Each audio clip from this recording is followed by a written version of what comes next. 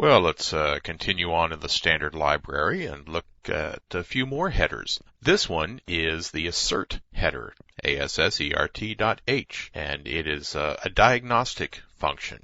What we do in the program is set assert and then an expression.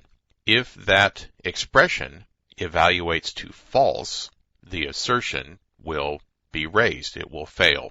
So we can have any kind of expression in there, but it has to return a 0 non-true value.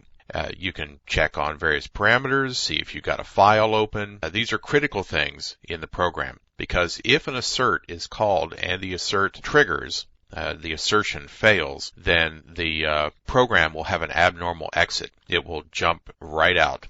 This is only used for debugging because this will raise an exception has occurred in the program. Do you wish to debug, continue, send the information to Microsoft? All of that if you're running on Windows. If you're on a Unix Linux system, it will fail out with an abort, the same as if the abort function was called.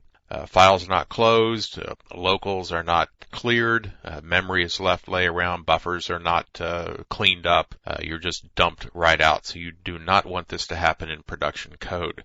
When you compile production code, you'll define the ndebug with a $def, the pound define of ndebug.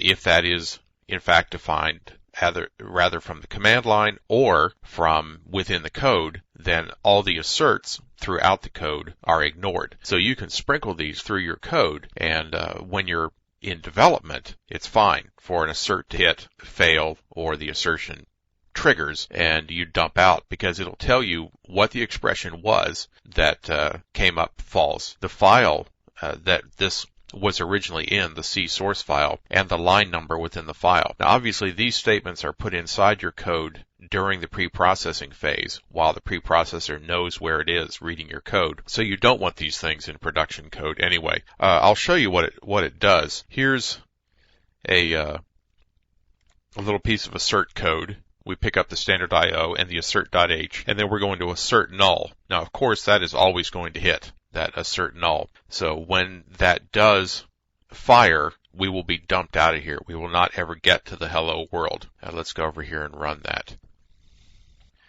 Compile and link, assert.c, which is that file that we just looked at, and then we'll run it, and there we go. Now notice that the command line is telling us this application has requested the runtime to terminate it in an unusual way. Please contact the application support team for more information. Remember, this should not happen during production runs of code. Here's the assertion output. Assertion failed. Null is the word that we had in the assert call. Remember here, right there, null. So it copies out whatever's in there. So that's null.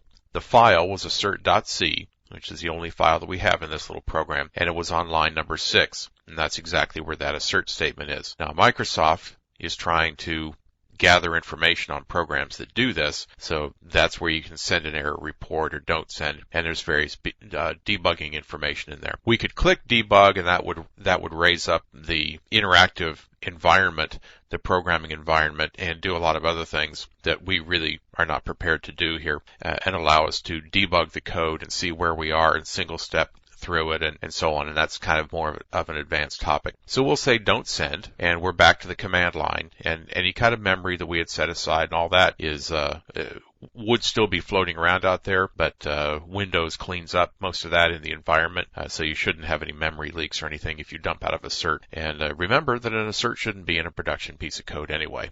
So let's come back here, and that's assert.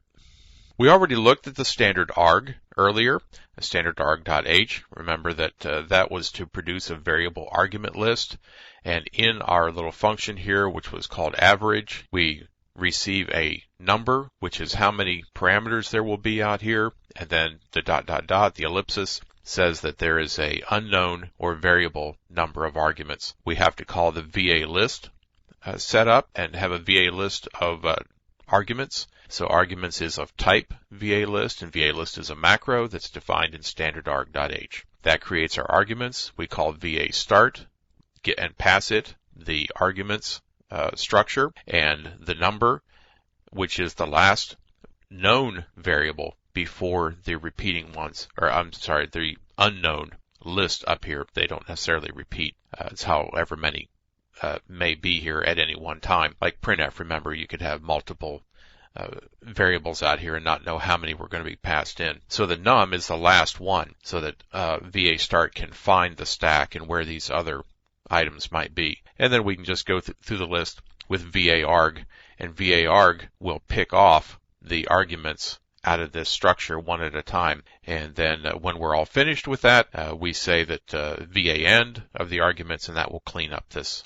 piece of memory. So that's just kind of a recap of standard arg, stdarg.h.